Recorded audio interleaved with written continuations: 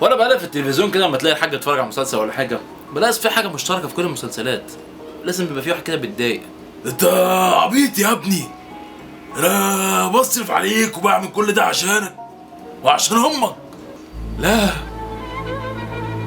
لا يا بابا، لا لا، مش عبيط، انا مش عبيط يابا. لا فكرتني بامك.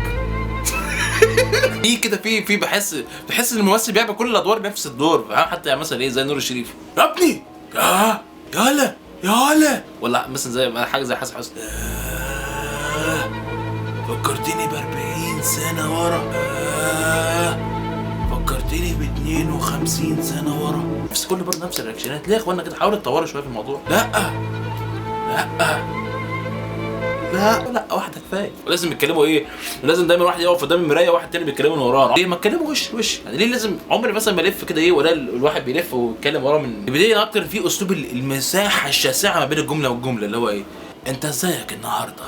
انا الحمد لله. ساعه في عمر بيضيع ما بين الجمله والجمله. مالك يا محمود في ايه؟ ها؟ لا مفيش حاجه. لا يا شيخ بجد باين لك قوي ان انا سرحان، بس انا مفيش حاجه طبعا يا ابتهال يعني. طب يلا بقى نروح نتعشى في خلاص كده انت فعلا صدقت ان هو ما كانش فيه حاجه؟ انت